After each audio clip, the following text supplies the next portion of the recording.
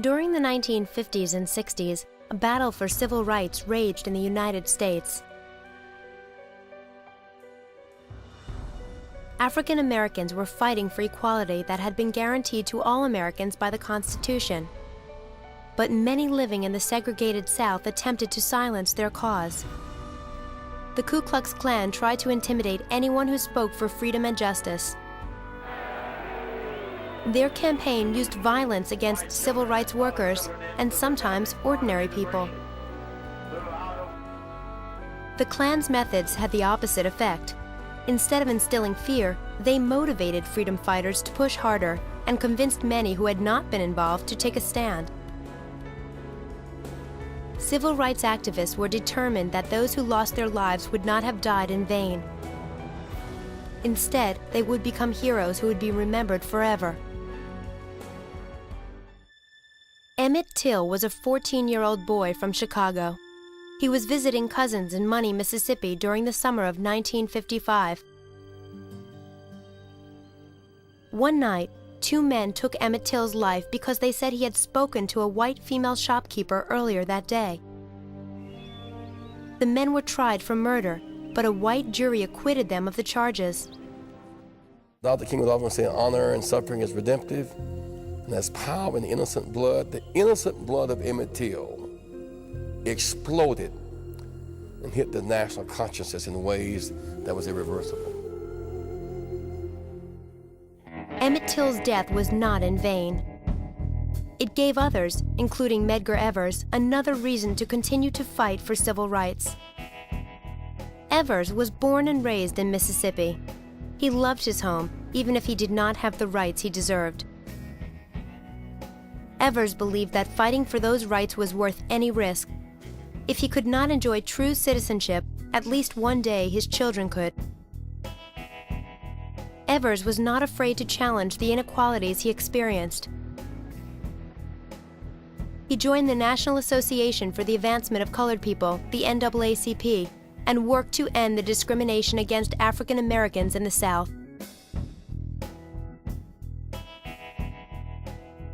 On the night of June 12, 1963, Evers watched President John F. Kennedy deliver a speech on the importance of the civil rights movement. Evers and his colleagues at the NAACP were pleased with Kennedy's speech and felt it was a positive step for the civil rights movement. Evers left his office and drove home, but as he walked toward his front door, a shot rang out.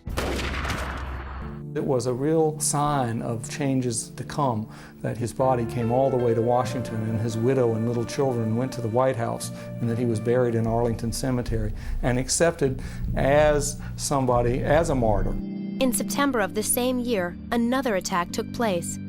This one happened in Birmingham, Alabama. The 16th Street Baptist Church, a center for the civil rights movement, was bombed. The attack targeted no one person. Its purpose was to hurt anyone in the church. On the morning of September 15, 1963, 4 young girls were in the church basement preparing for services. They were unaware that the Ku Klux Klan had planted dynamite just outside.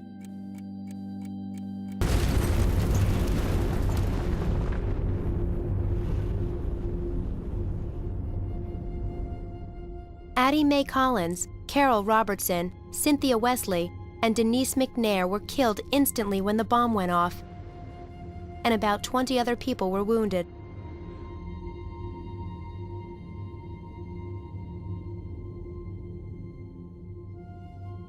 Even though innocent people were now targets, the power of the civil rights movement did not slow down. Martin Luther King Jr. used those who had lost lives as sources of strength. Although King himself would become an assassin's target, his message would carry on.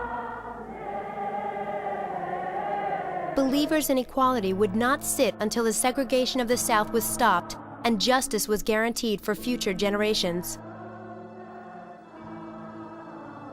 March after march, sit-in after sit-in, civil rights activists gave their all, knowing that they were making a difference.